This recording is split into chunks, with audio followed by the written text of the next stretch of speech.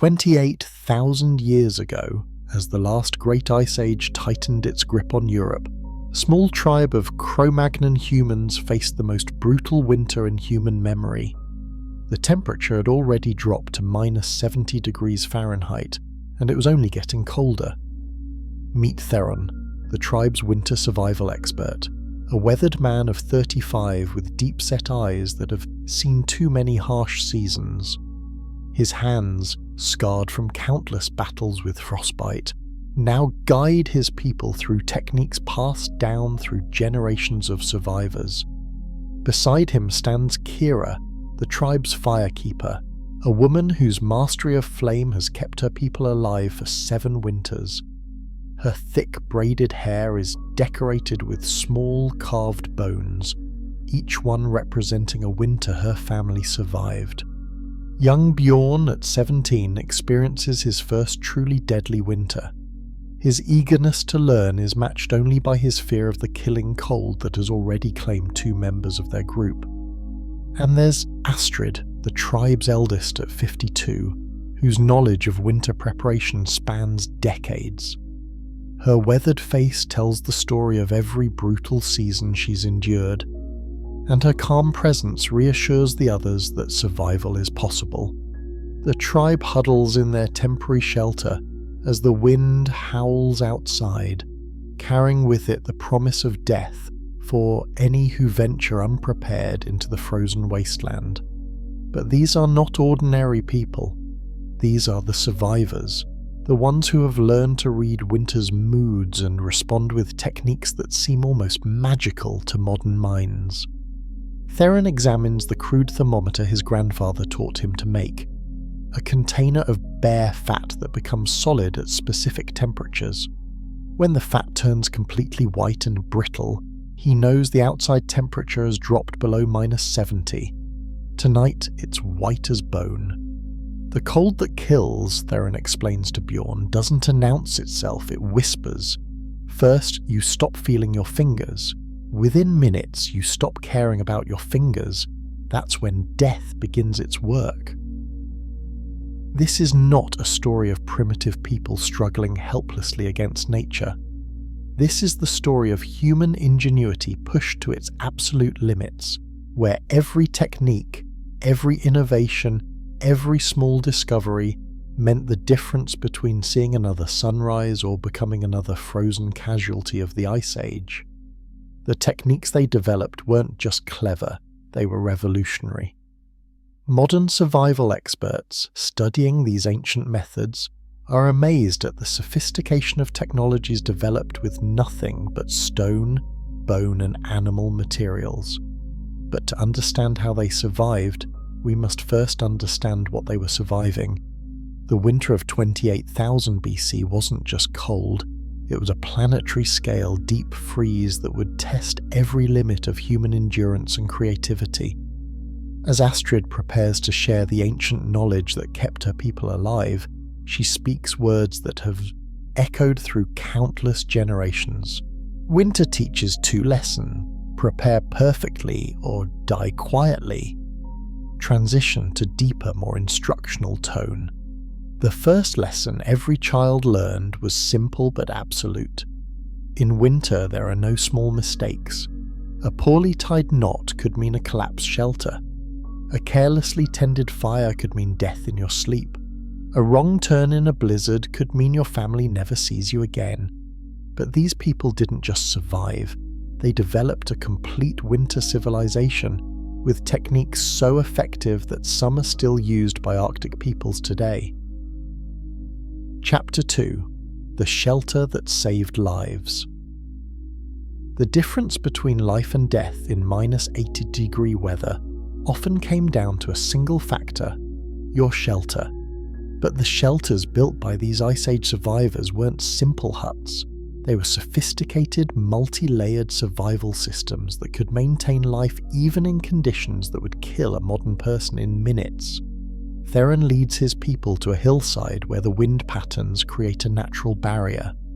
Location, he explains, determines everything else. The ancient survivors knew that the right location could provide 30 degrees of temperature difference, the margin between uncomfortable and deadly. The construction begins with what they called the foundation of life, a carefully engineered pit dug exactly 3 feet deep. This wasn't arbitrary. 3 feet put them below the frost line while avoiding the deeper, deadly cold that sank into lower ground. But here's where it gets fascinating. They didn't just dig a simple hole. Bjorn watches as Theron demonstrates the precise angles needed for proper drainage, air circulation, and heat retention. Every angle was calculated through generations of trial and error, with families dying to learn each lesson. The walls weren't simple either. They created what modern engineers would recognize as a sophisticated insulation system. An inner wall of carefully fitted stones, a middle layer of packed earth and organic matter, and an outer wall designed to break wind patterns. Kira adds the fire management system, not just a fire pit, but an engineered heating and ventilation network. The fire is positioned to create convection currents that circulate warm air while venting dangerous gases. Get this wrong and you wake up dead from carbon monoxide poisoning. The roof system was perhaps the most ingenious part. Using mammoth bones as the primary structure when available, or carefully shaped wooden poles, they created a dome that could support tremendous snow weight while preventing heat loss. But the real secret was the layering system Astrid demonstrates. First, a tight layer of hides to stop air movement. Then a thick layer of moss, grass, and animal fur for insulation.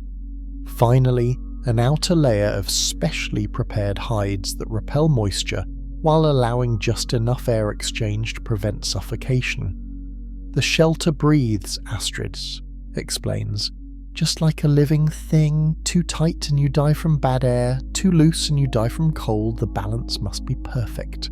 The entrance system was equally sophisticated, not a simple door, but a complex airlock design with multiple layers of hide curtains and a wind-breaking corridor that prevented heat loss every time someone entered or exited. Inside, they created what we would recognize as zone heating. Different areas maintained at different temperatures for different functions. The sleeping area positioned at the optimal height for warm air accumulation. The work area where daily tasks could be performed without losing feeling in hands and fingers. The food storage area kept just warm enough to prevent freezing, but cool enough to preserve supplies. But perhaps most importantly, they built redundancy into everything. If one heating system failed, 2 others could take over. If part of the roof collapsed, the shelter could still maintain life. If the main entrance became blocked, emergency exits ensured survival. The construction of such a shelter took the entire tribe working together for several days. But once completed, it could house 12 people comfortably for an entire winter, maintaining interior temperatures of 40 to 50 degrees even when the outside air reached -80. Modern survival experts who have tested these ancient designs are amazed at their effectiveness.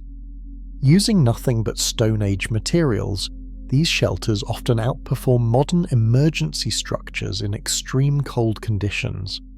As Bjorn learns to weave the final insulation layers, Theron shares the most important lesson. The shelter doesn't just protect your body from cold, it protects your mind from despair.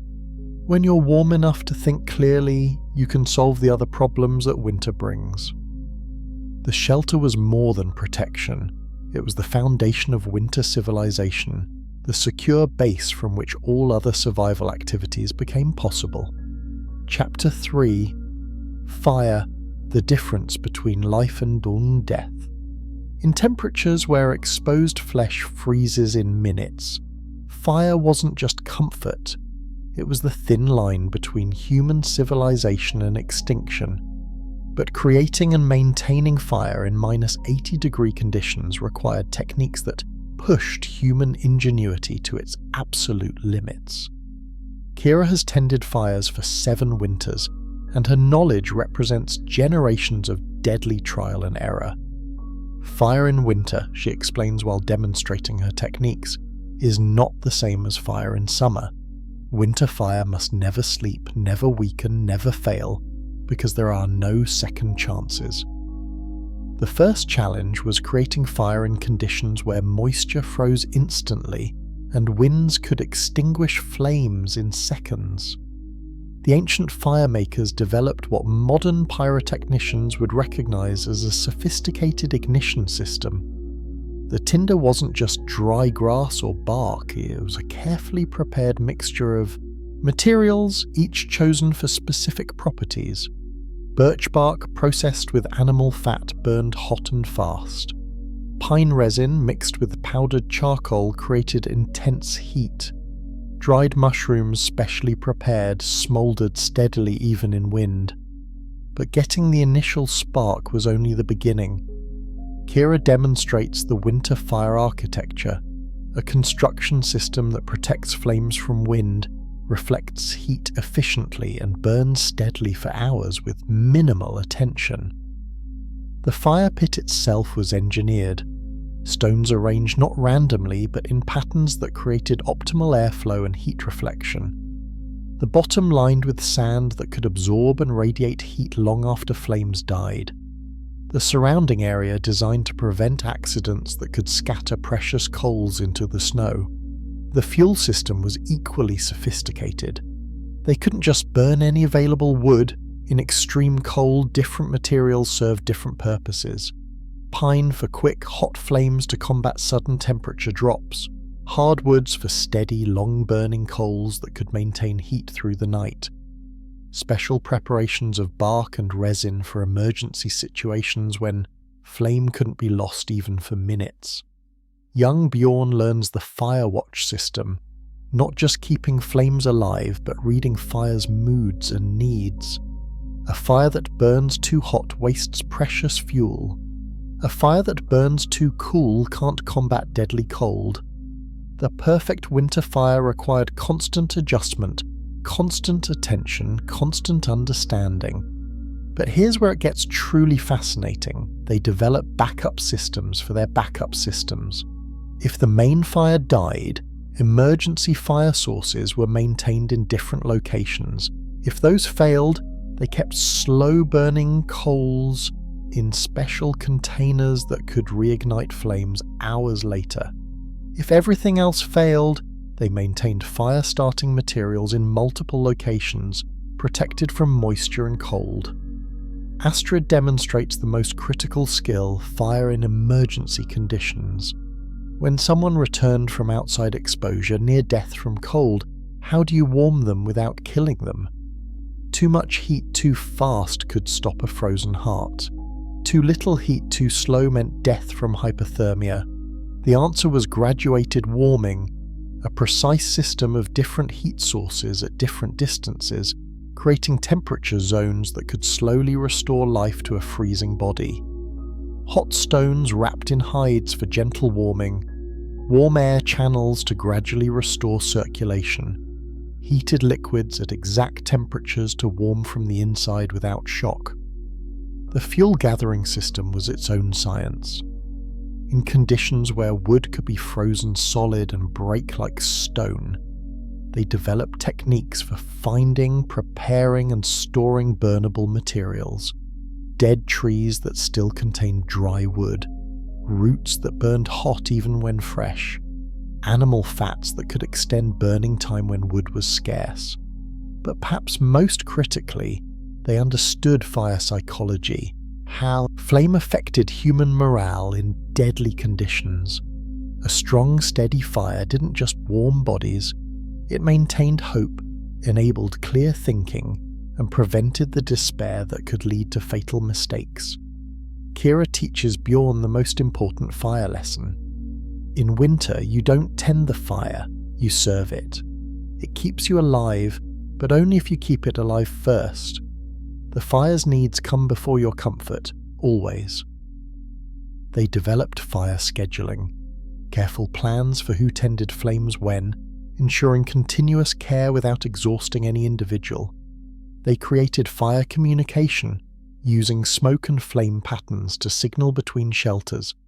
They even developed fire medicine, using specific temperatures and smoke for treating winter injuries and illnesses.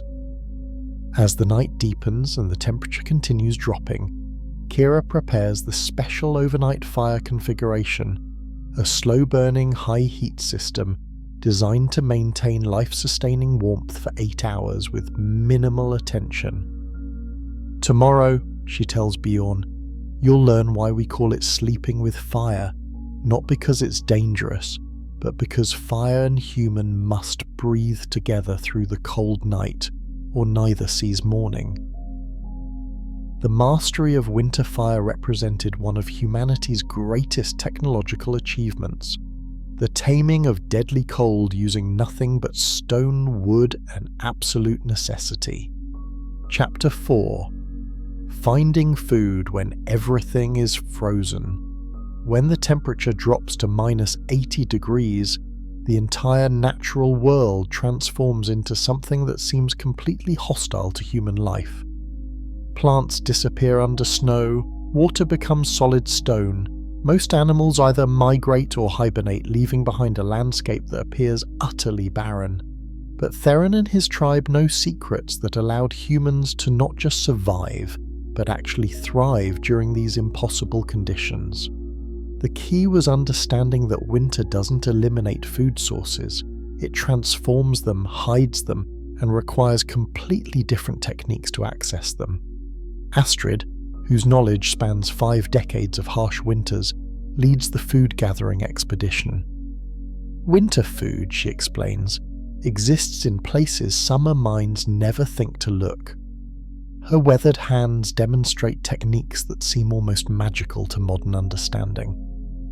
The first technique involves reading the winter landscape like a map of hidden treasures. That seemingly empty snowfield? Underneath lies a network of root systems that remain nutritious throughout the coldest months, those bare, frozen tree branches.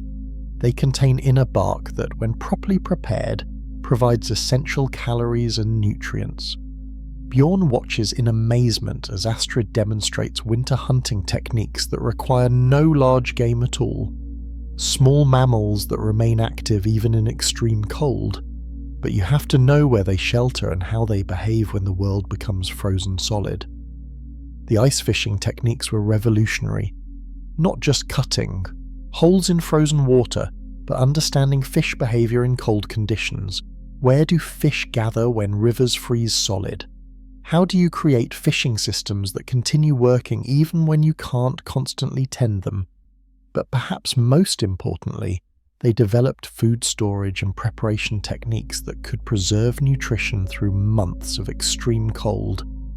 Not just keeping food from spoiling, that was easy in freezing temperatures, but maintaining caloric value and preventing vitamin deficiencies that could weaken the body's ability to generate heat. Kira demonstrates the winter cooking methods that could extract maximum nutrition from minimal ingredients.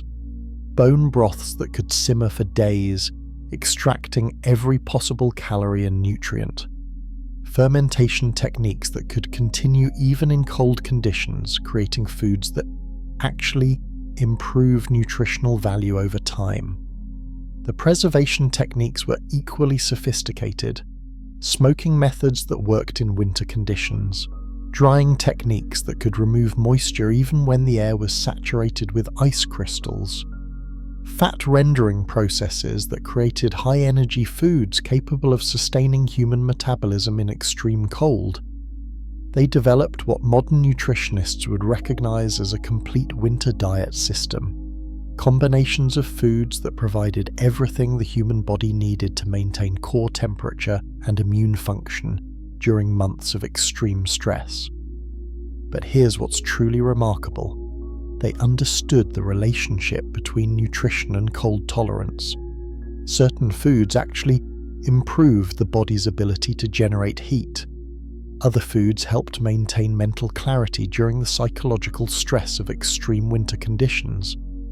Theron teaches Bjorn the emergency food techniques, what to do when regular food sources fail, hidden caches prepared during warmer months, emergency foods that could be obtained even during blizzards, starvation protocols that could extend life when all other options were exhausted. The water procurement system was its own science.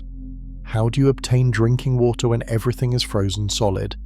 How do you melt ice and snow without wasting precious fuel? How do you purify water sources that might be contaminated with waste from desperate animals? They developed sophisticated tools for winter food procurement, specialized hunting implements designed to work in extreme cold, traps that continued functioning even when buried under snow, processing tools that could handle frozen foods without breaking. The food scheduling system ensured that high-energy foods were consumed at optimal times for maximum warming effect. Heavy, fatty meals before sleep to maintain body heat through cold nights. Quick, high-energy foods during active periods to maintain work capacity in brutal conditions. But perhaps most critically, they understood food psychology during extreme stress. How certain foods could maintain morale during the darkest, coldest periods. How sharing food strengthened group bonds that were essential for survival. How food rituals could provide psychological anchors during months of unrelenting hardship. Astrid shares the most important lesson. In summer, we eat to live. In winter, we eat to stay human. The body needs calories, but the spirit needs hope. Food provides both, if you understand how to use it. As they return to the shelter with their winter provisions, Bjorn realizes he's learned not just how to find food in impossible conditions, but how to maintain the human connections that make survival worthwhile.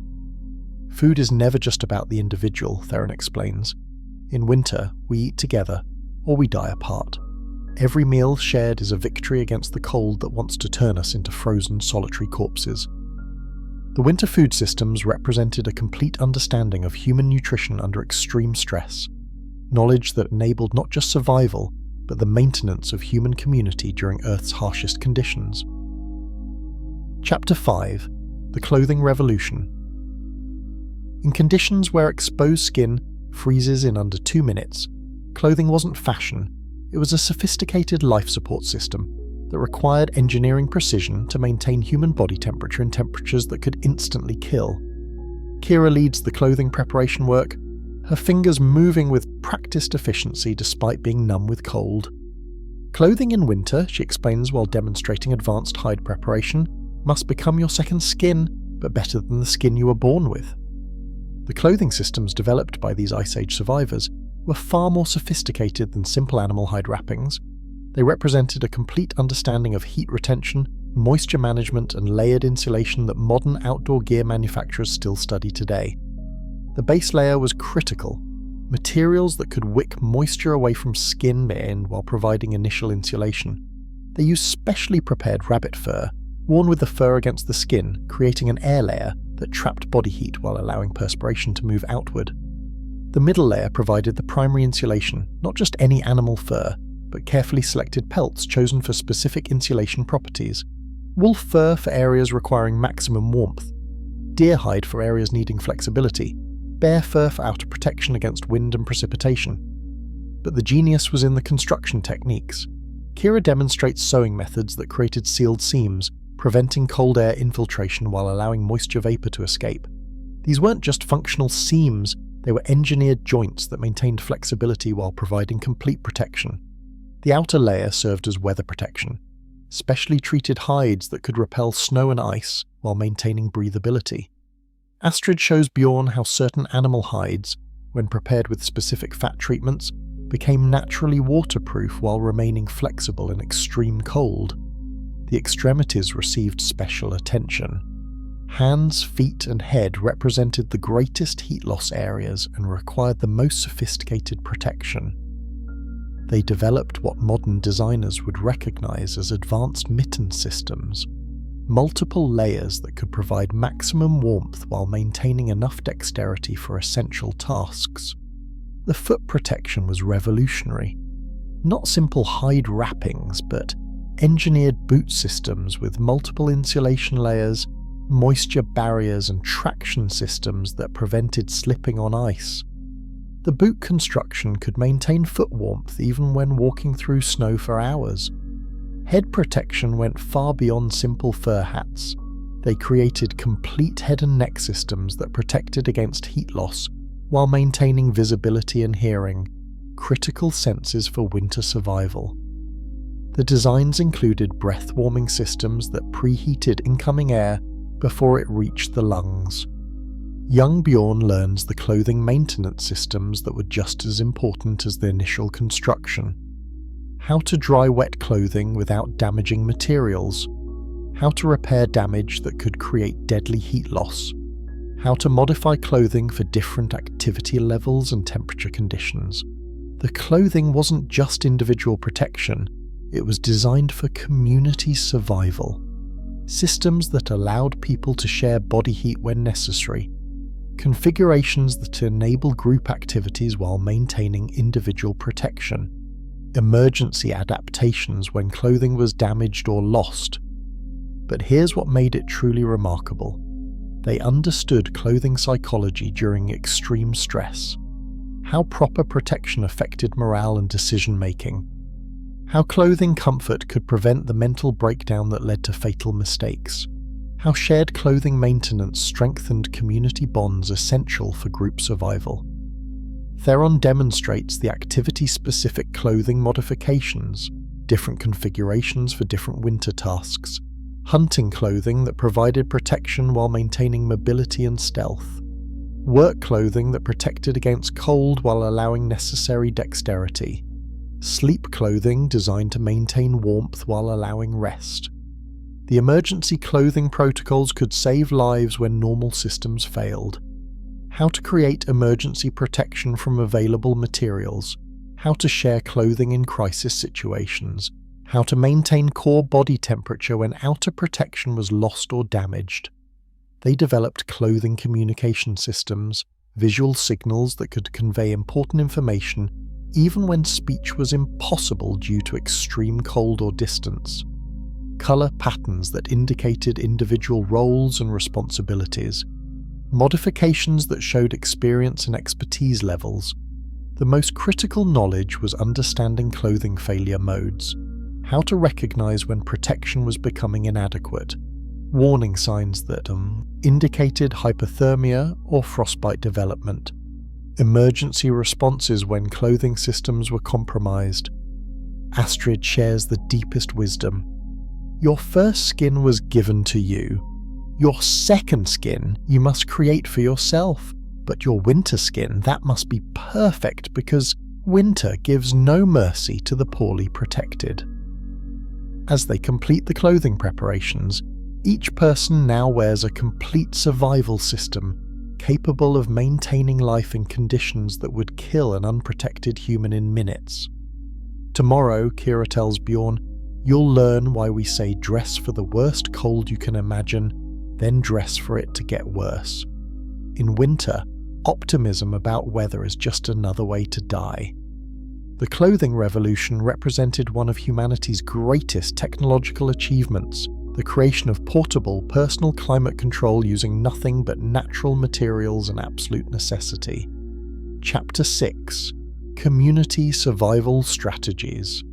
In temperatures that could kill a lone human in hours, individual survival skills meant nothing without the community systems that made group survival possible.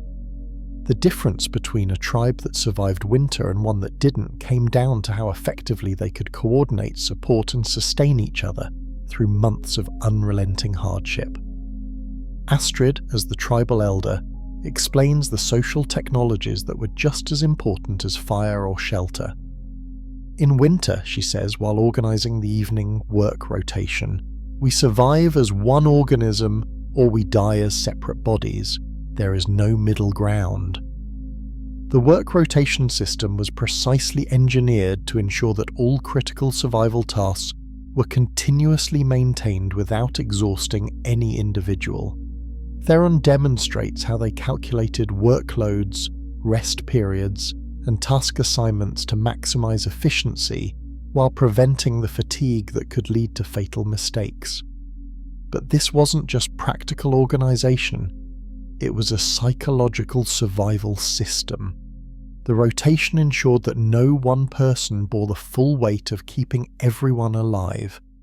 The shared responsibility prevented the despair and panic that could destroy group cohesion during the darkest, coldest periods. Kira leads the resource-sharing protocols that could mean the difference between group survival and individual death. Food distribution systems that ensured adequate nutrition for all while preventing hoarding that could fracture group unity. Fuel allocation that maintained essential fires while conserving precious resources. The communication systems were vital when normal conversation became difficult in extreme cold. Hand signals that could convey complex information when voices couldn't carry over wind. Body language codes that indicated health status, emotional state, and immediate needs without requiring speech. Young Bjorn learns the conflict resolution techniques that prevented interpersonal problems from becoming life-threatening group failures. How to mediate disputes when stress levels were extreme. How to maintain group decision-making when individual judgment was impaired by cold and exhaustion. The health monitoring system ensured that individual problems were identified and addressed before they became group catastrophes.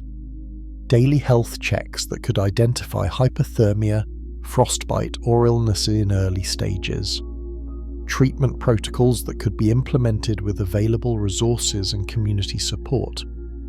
But perhaps most importantly, they developed morale maintenance systems that kept group psychology stable during months of hardship. Storytelling traditions that provided mental escape from harsh realities. Games and activities that maintained social bonds when survival tasks were completed. The sleeping arrangements weren't just about physical warmth, they were about psychological security. How people were positioned to maximize shared body heat while maintaining individual comfort. How sleeping schedules ensured that someone was always alert for emergencies. Theron explains the leadership rotation that prevented any single person from bearing the full psychological burden of group survival. How authority was shared based on expertise and current needs. How decisions were made when individual judgment might be impaired by extreme conditions. The emergency protocols could save the group when individual crises threatened everyone. What to do when someone became severely ill or injured. How to maintain group survival when key individuals were incapacitated. How to make life or death decisions about individual versus group survival. They understood the psychology of extreme stress and developed techniques for maintaining mental health during prolonged hardship. How to recognize and address depression, anxiety, and panic before they became contagious. How to maintain hope and determination when conditions seemed hopeless. The teaching systems ensured that critical knowledge was continuously passed between generations and individuals. How skills were demonstrated and practiced when mistakes could be fatal. How knowledge was preserved and transmitted even when formal instruction wasn't possible. Astrid demonstrates the most critical skill, reading group dynamics under extreme stress. How to identify when group cohesion was beginning to fracture. Warning signs that indicated individual breakdown that could affect everyone. Intervention techniques that could restore group stability. The resource conservation protocols balanced immediate needs against long-term survival requirements. How to use resources at sustainable rates when resupply was impossible. How to maintain reserves for emergency situations. How to modify consumption when resources became critically low. But the deepest wisdom was understanding how individual and group survival were inseparably connected. When one of us fails, Theron explains, we all become weaker. When one of us succeeds, we all become stronger. In winter, there are no individual heroes, only groups that succeed together. The community survival strategies weren't just about staying alive. They were about maintaining humanity during inhumane conditions, preserving the social bonds, cultural knowledge, and psychological health that made survival worthwhile. As the group settles into their evening routines, each person taking their assigned role in the survival system, Bjorn realizes he's learned not just how to survive winter, but how to remain human while doing it. Tomorrow, Astrid tells the group, we'll face whatever winter brings us, but we'll face it together, as we have every day since the cold began, and as we will until warmth returns. The community survival strategies represented humanity's greatest achievement, the creation of social technologies that could maintain civilization itself during Earth's harshest conditions. Chapter 7. Spring, Those Who Made It Through. After 4 months of temperatures that regularly dropped below -70 degrees, after countless nights when survival seemed impossible, after losing 2 members of their group to the merciless cold, the survivors emerge from their winter shelters to witness the gradual return of life to their frozen world. Theron stands at the entrance of their shelter, breathing air that no longer burns his lungs with each inhalation. The thermometer that marked their survival through the deadliest cold shows readings that seemed impossible just weeks ago, temperatures climbing above 0 for the first time since the deep freeze began. But survival wasn't just about reaching springs, it was about reaching spring with their humanity intact, their knowledge preserved, and their community stronger, rather than broken by the ordeal they'd endured. Kira examines the fires that kept them alive through the endless winter nights. Some had burned continuously for over 3 months, fed and tended by hands that never forgot the price of letting flames die. The fire-keeping knowledge she demonstrated to Bjorn had been tested in the most extreme conditions possible, and it had proven sufficient. Young Bjorn, no longer the inexperienced youth who had entered winter with more fear than skill, now possesses knowledge that could keep others alive through conditions that would kill most modern humans in hours. His hands, scarred by cold and work, now move with the confident efficiency of someone who understands exactly what survival requires. Astrid, the tribal elder whose wisdom guided them through the darkest periods, takes inventory of what they've accomplished. Not just staying alive, but maintaining the social bonds, cultural knowledge, and psychological health that made their survival meaningful rather than merely biological. The shelter that protected them stands as testament to engineering knowledge that rivals modern cold weather construction. Built with nothing but Stone Age materials, it maintained livable conditions. Inside, while the outside world became a frozen wasteland hostile to most forms of life. The clothing systems that became their second skin show wear from months of constant use, but they functioned exactly as designed. Each person emerges with all extremities intact, no serious frostbite, no cold-related injuries that would affect their future survival capabilities. The food systems that sustained them through months when the natural world provided almost nothing edible had worked perfectly. They maintained nutrition, energy levels, and body weight adequate for survival, and continued activity throughout the harshest period. But perhaps most importantly, they maintained the community bonds that made survival a shared achievement rather than individual struggle. No one had been sacrificed for group survival. No one had been abandoned when they became weak or sick. They had faced the ultimate test of human cooperation and emerged stronger. As they begin the process of transitioning from winter survival mode back to normal life, each person carries knowledge that could mean the difference between life and death if such conditions ever return. The techniques they've mastered represent thousands of years of accumulated human wisdom, tested under the most extreme conditions possible. Theron reflects on the lessons learned during their ordeal. Winter taught us that humans can survive anything, not because we're stronger than nature, but because we're smarter.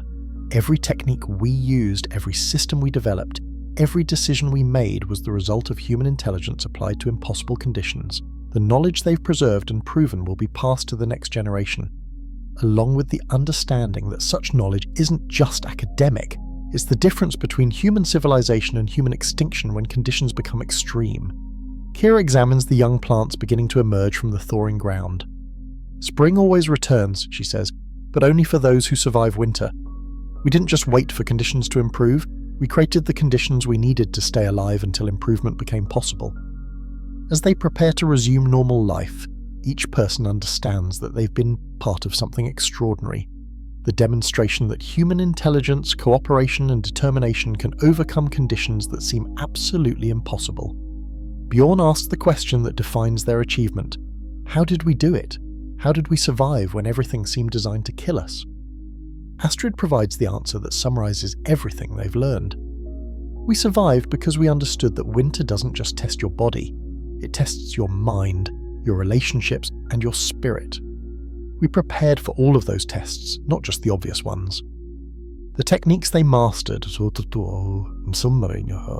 shelter construction, fire management, food procurement, clothing systems, and community organization, represent a complete survival, technology that enabled human life under the most extreme conditions Earth could provide.